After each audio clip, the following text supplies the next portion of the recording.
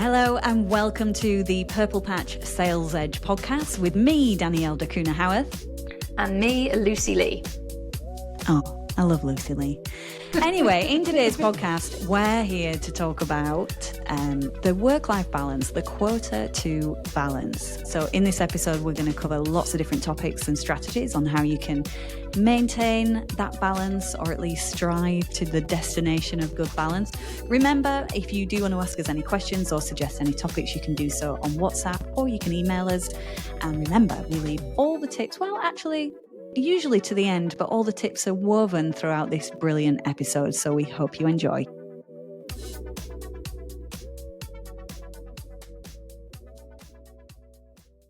Hi, love. Hiya, love. How are you?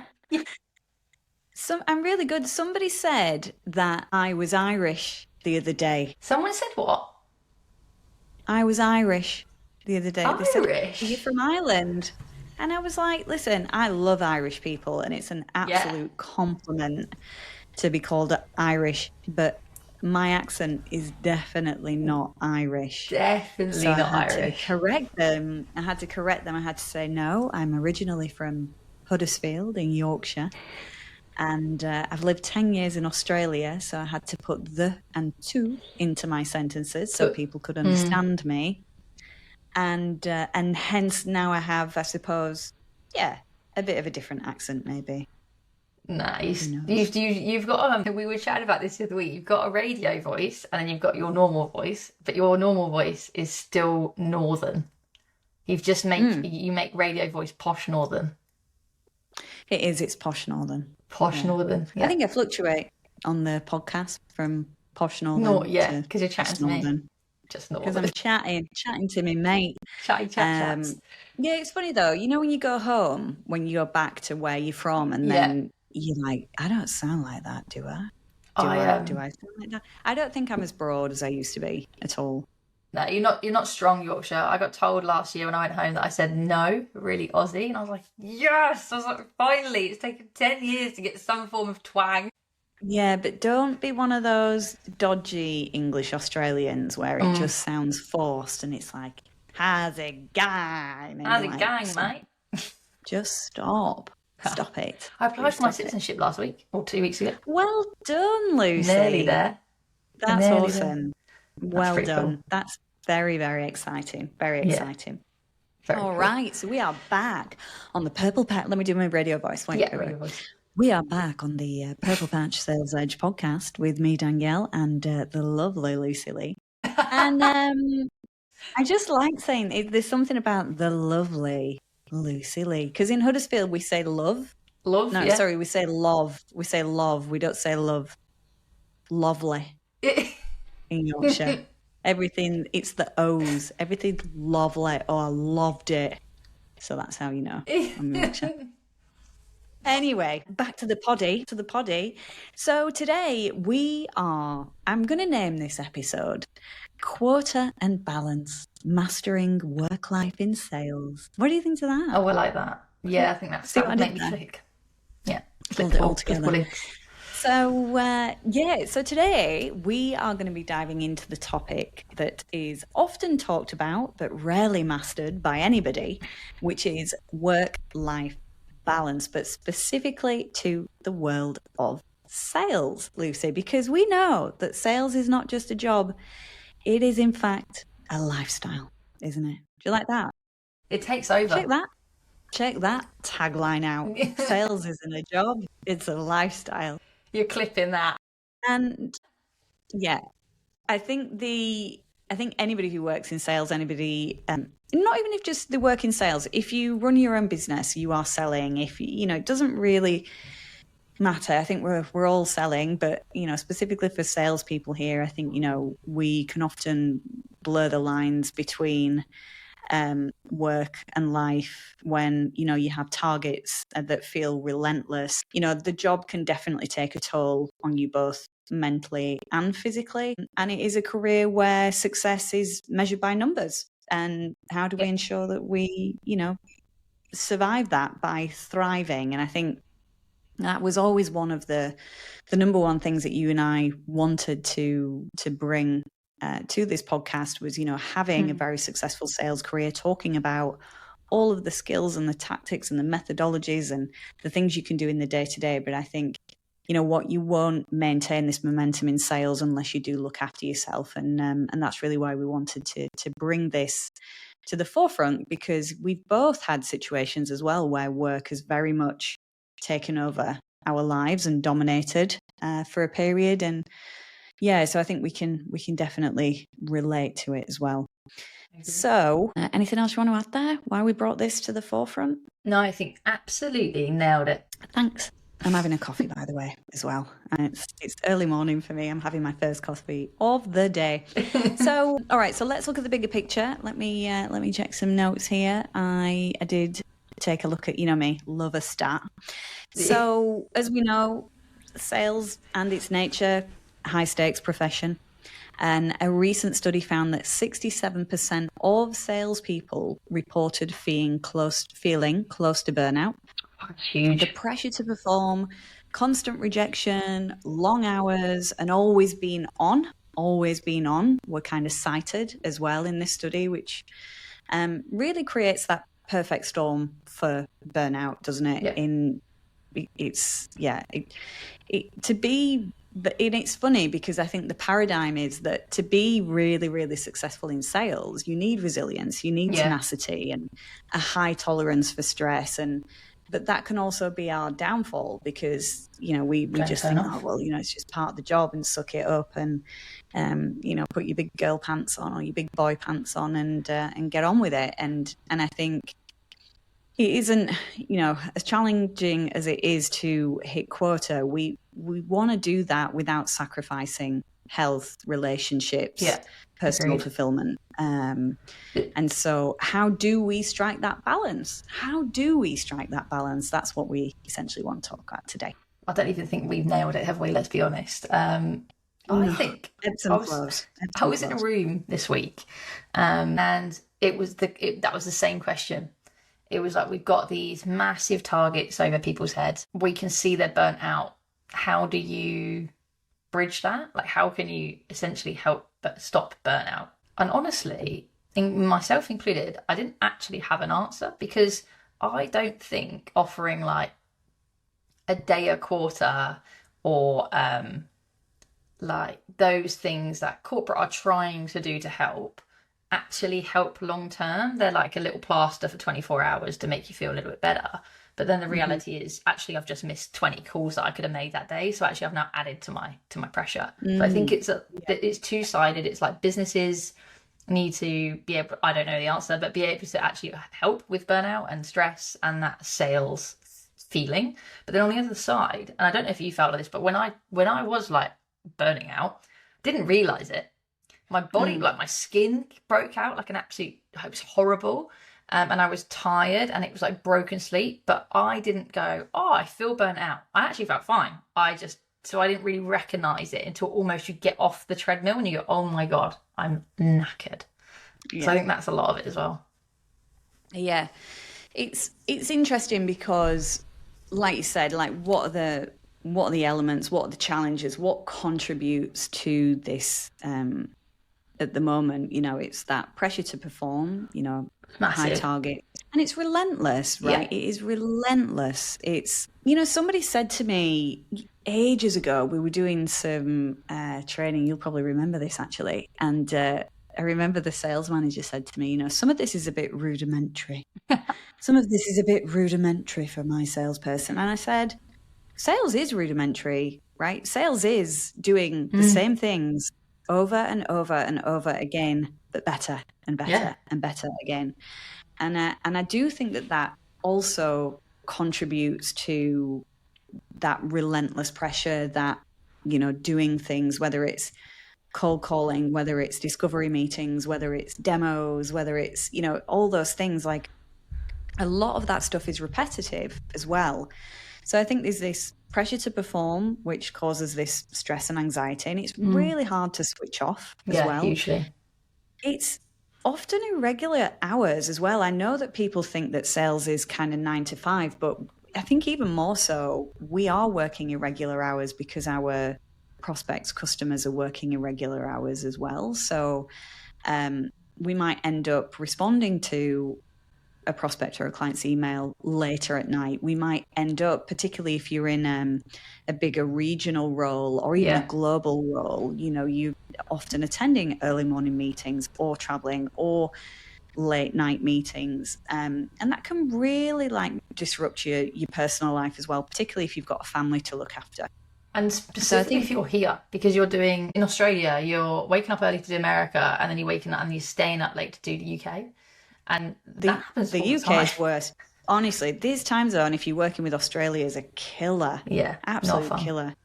So there's that. That constant toll of rejection, that is huge in sales. That constant you got to hit 10 no's before you get one yes.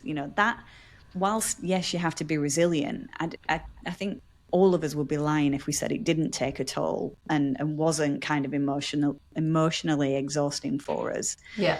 So I think that's definitely another challenge. Lack of boundaries. Go on. No, I totally agree with lack of boundaries. I was going to say, I was with a group of SDRs about a couple of months ago, and they were like, "Go on, Luce, come in a room with me, make some calls." And I was like, "All right, I can still do this. Why not? I can't get in the trenches with them." So I start getting on the phone with them, and the calls aren't answering, people aren't answering them. Then this guy answers, and honestly, I absolutely nailed it, if I don't say so myself. I went in with the pattern interrupt. I went in with the reason I was calling, industry insights. He was a C-suite, and he literally just hung up on me and told me to F off. And I was like, great. And all the SDRs, actually, I think quite enjoyed it, purely because they were like, "Oh, it does happen to you as well." Then I was like, of course it does. But it doesn't take away from the fact that a sales rep can do absolutely everything perfectly, and you've just hit someone on the wrong time, wrong day, wrong mood. And that doesn't ever get old. It doesn't matter how long you've been doing it. You're like, "Oh God, I hope this call goes well." I'm sitting in front of 10 people within a year of their career, and I just got straight down. It's so bad. Yeah, I think that my tip number one, just as we go straight into stress, work-life balance and stress and everything that comes with that. The thing that I would say straight off the bat is, if you're lucky enough to be offered a work phone, take it and turn it off. Because I think there's a lot of this today, which we'll talk about, of things that you can do in tips. But my first one is just get that work phone and use it in working hours. And it doesn't mean you're being unrealistic, but as you were literally just about to start talking about, it's about setting boundaries. One of the things that you did with us, I'll never forget this. I like to have a coffee in the morning, and you used to just be like, I don't know what you're going to say here. I've no you'd idea be what like, you're going to say. "Can you just come back to me in an hour? Because you're just like, I'm off the chain. I've got all these questions," and everything needed answering instantly, obviously, because it was urgent. And obviously none of it was urgent. And then when it came to virtually, when you were managing us all, you didn't respond to things instantly. And I remember that being a really, really good tip, A, for any managers, but B, for people that are reporting in and not getting answers instantly and actually having to think about the answer. That was a really good boundary from a management perspective. I remember that quite clearly, being like, I just want the answer though. And then I didn't get a response, and I'd figure it out and then be like, "Oh, I did know that answer." Yeah, there's two reasons for that. Number one was I was probably in a meeting, because all I did was sit in meetings. But the other thing is, yes, I think unfortunately we have got into this really, really bad habit of instant access information. And, with tools like Slack and things like that, I think we've got a bit lazy. And I think I'll just ask the question in this group and then someone will jump in and answer it. Rather than there is some research being done around this. If you leave people, they will go and find the answer themselves. So yes, there was strategically me saying the information exists. It doesn't have to come from me, but it's probably more because I was in a meeting as well, Lucy. Let's be honest. I think boundaries are good like that. Yeah, boundaries, and again, it really, really, they have blurred massively with flexible working, with technology, with global teams. I think it's a mega problem, and setting some of those boundaries, I think, is a big challenge.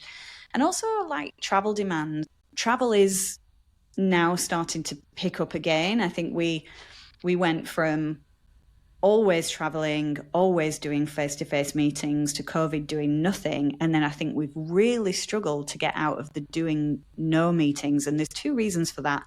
Number one, companies realized just how much money they were spending on T&E, on travel and expenses, and went, oh, wow, hang on a minute, we can save millions by not doing, literally, not allocating all this money to travel and expenses. But now I think businesses are really realizing that actually going out, meeting people in person drives more deals, drives more momentum, drives more sales. And so now I think we are starting to see a bit more of an uptake, and people just getting more comfortable again with kind of being out all day in meetings. Agreed. So I think that is changing. But again, with that travel, if your last meeting finishes at 5 or 6 and then you've got to get home, that again is another kind of stressor, I would say. Again, particularly if you've got families. So so I think they're all the kind of challenges. I think that those things that we've kind of run through are really, really specific to sales and why sales is a high stress environment. So, I think, and I see a lot of this in, as many of you will know, I do a lot of coaching. So my coaching ranges from health and life coaching right the way through to career progression, career development, individual skill development at the manager and executive level as well. And this comes up a lot. And it's really interesting. You just said this. You said, I didn't realize the burnout. I didn't realize I was getting tired, and it was showing up in other ways. It was showing up in your skin. It was showing up in your mood. It was people's weight might start to fluctuate. Eating habits start to change. They become less patient with people. There's all these little symptoms, and symptoms are a blessing, by the way, because that's how you know something's wrong. Yeah, true. And it comes up so much. And so what I thought we could do is, just share some of the tips and ways of working to help people maintain a healthy level of balance in sales. I love it. I think there's a few different ways.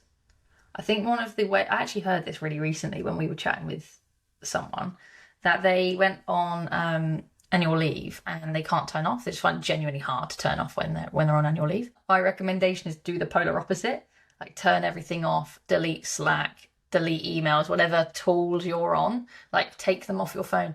Take LinkedIn off your phone. It is still work. That is what LinkedIn is for. Like, you should be generating business through your account. And that is a social media account. So people just still sit there with the endless scroll. I think for me, number one is like delete all your social media when you are taking annual leave, because you need to take annual leave. Like, actually use it. I think that's my first tip, is do that. Yep. I couldn't agree more. Delete all the apps, get them off your phone. Then you're not even, and tell people, like, communicate that as well. I am going on leave. I have done my handover notes. Yeah. There is nothing that could go wrong. Like, I say this to a lot of people. Are you curing cancer? Are you a surgeon? Like, yes, if you're an incredibly senior leader, if you're the CEO in a business and, something major happens and you're the face of that organization, I get it. But even locking your phone away in the safe in the hotel room and saying, I will check my phone between these times. So if you want to get hold of me, if there is anything, I will come, I will check, I will turn my phone on at these times, text me first, and I will ring you in those times. Again, just really, really good practices, When have you suffered with high stress, do you think? And how did you deal with it?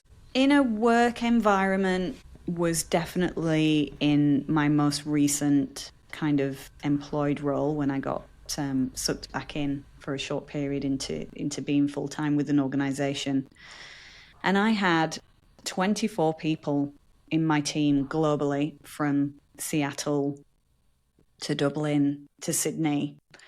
And whilst I had very, very little layers of management, they did not really help with that. So I was on calls nearly all day, from early morning to mid-afternoon, and then I'd have to join evening calls. And evening calls are the worst because you struggle to sleep after that level of stimulation when you've got ideas or things that you need to do.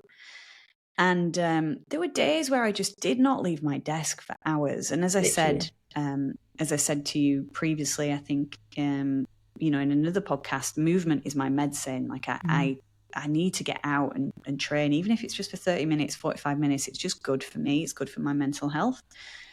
And I was really, really unhappy, but I'm a very, very determined person, very determined. When I'm in something, I'm in something, and I feel a great responsibility for my team, and I feel a great responsibility for being there and to ensure that they've got the direction that they need and the resources that they need to do their jobs. It definitely became too much. But like you said, I actually didn't realize how unhappy I was until I stepped out of that situation. And when I stepped out of that situation, my husband held a mirror up to me and he was just like, you have not been happy for 8 months. And he was like, let me tell you why. And, all these things that he kind of listed. And, I was like, yeah. And then when I reflect back on that time, I wasn't happy. But it was my sheer determination to master this and to, and I think as well, like, we don't have children. And I actually think that's a negative for us because I can just keep sitting at my desk. Like, I don't need to stop and make dinner and pick mini people up from places. And I think if you don't have those things in your life to kind of stop that routine as well, it can absolutely take over. So but again, definitely mood. I was very, very tired at the weekends, headaches. I was constantly sat in front of a screen. It was silly. If I'm honest, it was silly, and I should have definitely made more effort. I did ask for help and didn't get the help from the business, which was very bad. And it was just an expectation that's how you operated, and I think that was very wrong.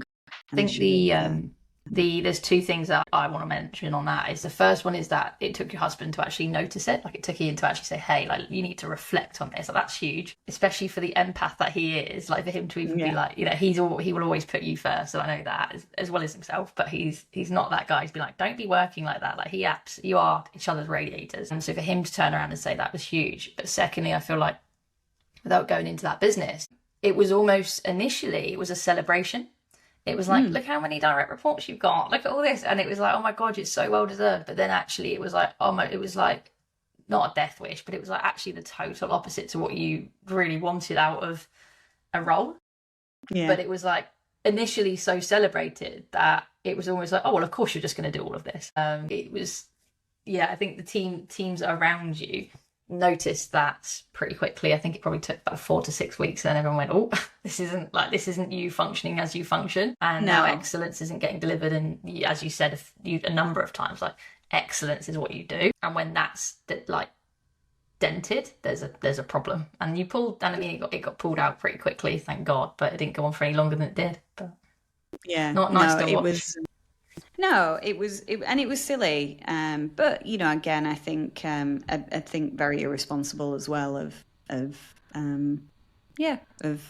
me and of the business to think that that was okay. So that's probably like the highest level of stress that I've been under and how it played out. And if anything, though, I have absolutely learned from that, and I will not put myself in that situation ever again. And that's what I take away from it, is that I won't do it. There's a good old Chris Williamson. I can't remember what it's called. Don't ask me what it's called, but it's a theory around you're actually better being worse off because that makes you make a decision. So, for example, in that situation, if you had been given that role and then they gave you, let's say, 15 direct reports rather than 24 or whatever it was, you'd probably be like, oh, like, my days are long, but like, it's doable and I can keep doing this. Whereas actually you were better to be in the worst situation because it drove a decision. And often I think that is people's careers as well. Like, I can think of 5 people off the top of my head who stay in jobs because it's comfy, and it's actually they'd be better off if it was worse, because it would drive a decision, which I would think is really interesting as well. I agree. Yeah, it was silly. I've learned from it. I'll move Silly. on. It was silly, naughty Danielle. It's very silly. So yeah, I think talking about tactics as well. So, you know, things that we can do, and we touched on this, but boundaries, really, really, really, really, really critical. And the more, I mean, I did set boundaries in that. Like I set up things that would help me. I set up things like office hours for the team. Yeah. So rather than having to have weekly one-to-ones, I could drop them to fortnightly, but I could have drop-in hours where if there was anything urgent, any member of the team could drop in, ask me questions, we could hash it out and move forward. So there's lots of tactics like boundaries. If I started early morning, I would do my damnedest not to do late nights. And unfortunately that got encroached on the odd time, but I did my damnedest to stick to it. So those boundaries and sticking to them as much as possible, but communicating those boundaries. And I think this is the step that people miss, right? They put boundaries in, but then they don't communicate those boundaries. So what do I mean by that? I mean, blocking things out in your diary and making them immovable, right? Like working with your manager to say, look, me and my partner have worked our kind of home life out so that Mondays, Wednesdays, Fridays, I don't work from I drop off at 4, but I'm back online at 7. Or it might be I can't do any early mornings on these days because that's the day that I drop the kids off at school. It can be things like no meetings on a Friday. No meetings whatsoever. Friday is for wrapping up the week, finishing off deliverables, planning for the following week. Absolutely no meetings. So being really clear in your communication, not just with your manager, with your team as well, so people know where you are. Even silly things like on Slack, you can put in a meeting, you can do all these different things, use the technology to your advantage as well. But, set boundaries, but communicate them. Really, really, really communicate them, because and try and make them consistent. If they're too irregular, it's very hard for people to work around. If they're set in stone, it becomes people like, everybody knew, for instance. For instance, when I was doing 4 days a week initially with that company, everybody knew that Wednesdays I was on other client work. Didn't get it was every Wednesday. If they needed, if there was need to be a move, every now and then it would happen, but it was like, nah, Wednesdays, Danielle's on other client work. So keeping it boundaries, keeping them consistent, communicating them not just to your manager but to the broader team will help massively. I agree. And from a rep level, I think there's really small things that they can do, and you touched on it there, but people miss it, and I've gone over it over and over again in onboarding, but doesn't ever seem to sink in, is calendar blocking. Like, just don't do it. And it's like, we've spoken about it a few weeks ago, but like, blocking out isn't doing it. If you're blocking it out, do it. Like, it's there for a reason. I had a friend who was a really, really good salesman, and he just had ADHD. Like, he was raving for it. He was openly about this, that he could not concentrate. So the way that he would concentrate is he put a 60-minute timer on a lockbox on his phone.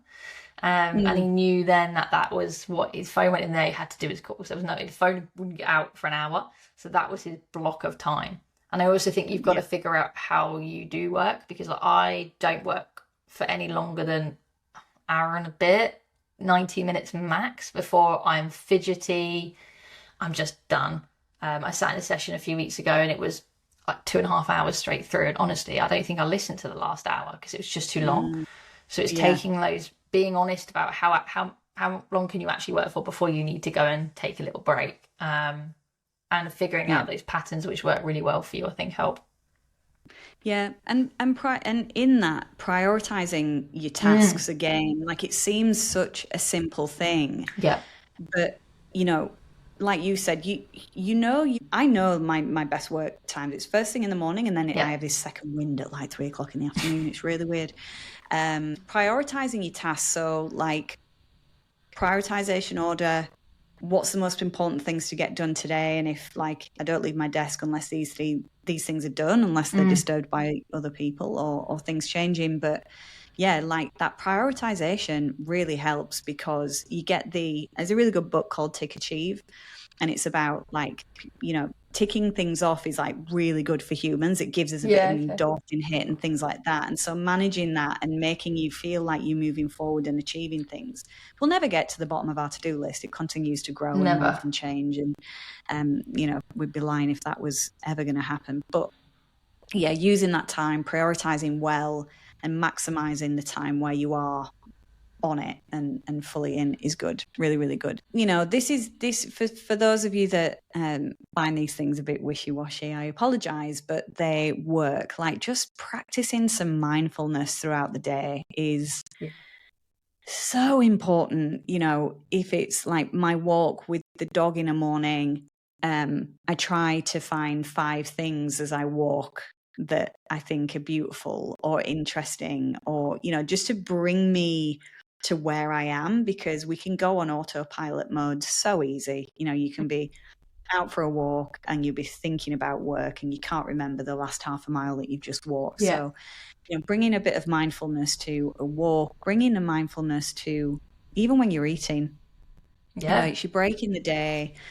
Leave your phone in the office, you know, don't turn a screen on, don't watch telly, like just eat your food and like taste it, enjoy it. You know, I think mindfulness practices can really, really, really shift your mindset and really help you to maintain focus as well. So that'd be another tip from me. Yeah, I agree. I love that. What else have you seen in your coaching practice where people are kind of pointing out things that are generating them stress, and how have they pulled themselves out of that, or you've helped them pull themselves out of that? Yeah. So I think stress can be often generated by other people, not necessarily yourself. So cool. Yeah, so true. And that often comes up. It can be anything from a member of the team and the way they engage with you. It can be expectations from a manager. It can, and again, a lot of the stuff I do as well is not just work related. It can be home related as well. But even that, like understanding where the stress is coming from and going deeper and going, okay, so what is it about that brings you stress? And going a layer deeper, a layer deeper, a layer deeper, to then go, okay, so this is the root cause. This is what we've kind of got it down to. And then we can start to look at options and things that they're comfortable doing to try and solve that problem. So yeah, stress can often come from others. And so we work on a lot of strategies to kind of solve that, which is really good. Boundaries, again, we've talked about that comes up a huge amount. And also using tools that are there and kind of at our fingertips in the right way. You know, it can be things like, you know, as I said before about, I don't know, if on a Monday, Wednesday, Friday, you log off from 4 till 7 so you can pick the kids up and give them food, as an example. Setting up an out of office for that, because you can save different out of offices a lot of the time on technology. So you can have that saved so that when you are off, somebody emails you, hey, Monday, Wednesday, Friday, just so you know, I log off 4 till 7. I'll be back online at 7 and I'll probably respond then. So we talk a lot about how we can use technology and what's available to us to either manage or communicate some boundaries as well. I was going to say that kind of, I was literally just thinking that when you were talking about that, there was 2 things that springs to my mind. And one of them is just like Slack and Teams and all of this kind of communication can ruin your day because you've interpreted something the wrong way. So I think my advice would just pick up the phone. Like people have just, I mean, forget like cold calling. People don't like cold calling in a room of people these days. They also don't like picking up the phone to people who they're not even selling to. Like if there is any form of conversation that could be interpreted differently on Slack, pick up the phone. Like it's so much easier. You can hear how people sound, and I think that really is a big one for stress these days, because it's that we used to run it in onboarding. We used to say, if your manager comes to you and says, can you cancel your meeting, I just want to catch up, what's your immediate thought? And everyone would be like, oh, I'm going to lose my job. And it's like that's your mindset. Like we need to change that. And I remember one of my stakeholders used to just send K, like almost like my dad did, and I'm like, what? I was like, I've just sent you an essay and you're replying with K. That was nothing that I'd done wrong. That was just their way of being like, I've seen it, that's it. And so just picking up the phone can be so effective to actually just understand and hear them.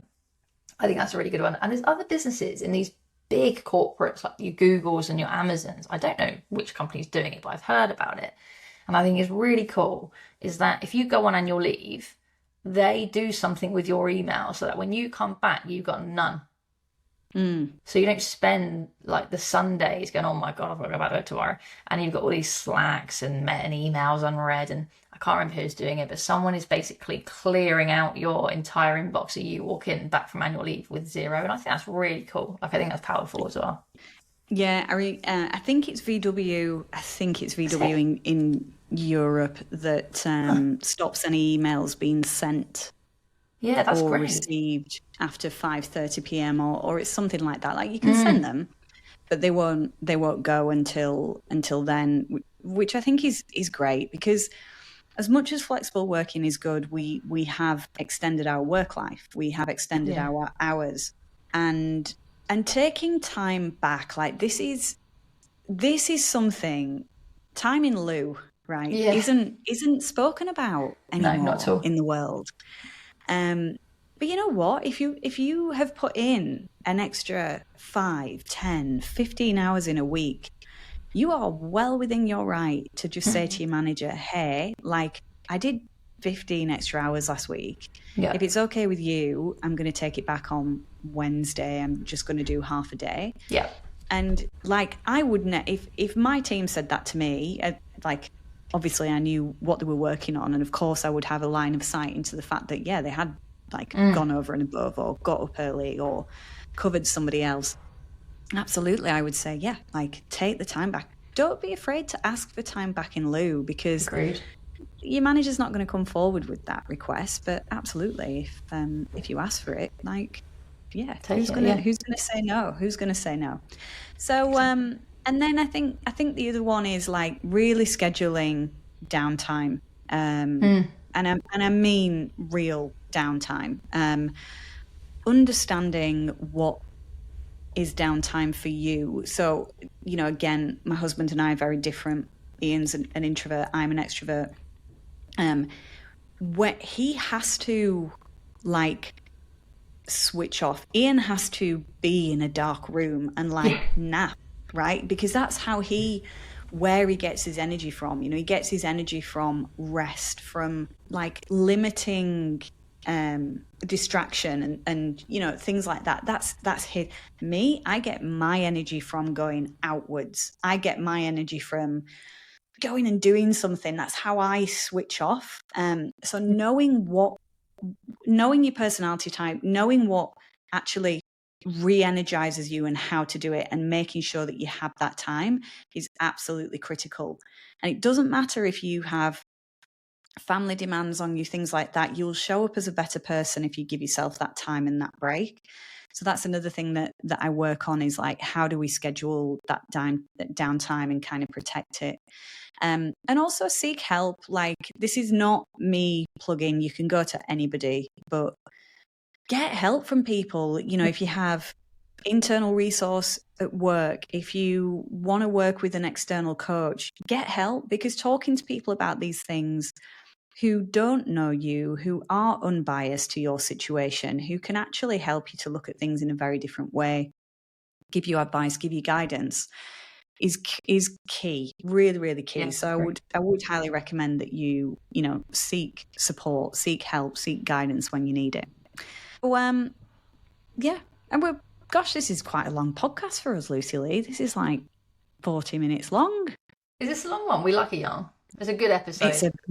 We love a yarn. We love a yarn. It is important. It's really, really important. And again, particularly for those in sales. So I think closing remarks, we have to remember that this work-life balance it's the destination, and it is a continuous process of adjustment, realignment. In sales, the demands are high. it's crucial to prioritize your well-being just as much as your sales targets. I will definitely say that. Yeah. You can't, you can't keep, like, you just can't keep being empty, right? Because it will take its toll, and that will come out in different ways. And hopefully you've enjoyed some of the advice, some of the strategies that we shared with you today. But yeah, like, it is a destination. You just got to find what's right for you. There will be ebbs and flows in your work. So yeah, but in the sales profession, it is super, super, super important, because another thing is we're losing a lot of women in sales, particularly to this. And we want more women in sales, because women in sales are very, very, very good salespeople. Very good. I would agree. So very much agree. There you go. All right, my friend. Well, that's been a great yarn. Thanks for chatting with me. Great yarn. What do we need you to do? We need you to ask us questions. So WhatsApp us anything. Wait, though, because I've got two. I have got two. Yeah, you got two. I've got two questions from our listeners. Thank you very much. So but we want more. I mean, we want more. We would love to do an entire episode of questions from you guys, from the field, and we almost want to be like the agony ants of sales, really, don't we? And we know you're there because we're seeing our analytics, and there's like a lot of you now listening. So we know you're listening. There is. And if you don't start asking questions, we're going to call you out, Mum. Ask some questions. I love it. No, we've got a couple, which is great. And they're really, really, really good questions as well. So yeah, please, on the WhatsApp, voice note us. You can remain anonymous if you want, or write us a little novel. Ask us some questions. If there's any topics you'd like for us to cover, please go ahead and ask us. But yeah.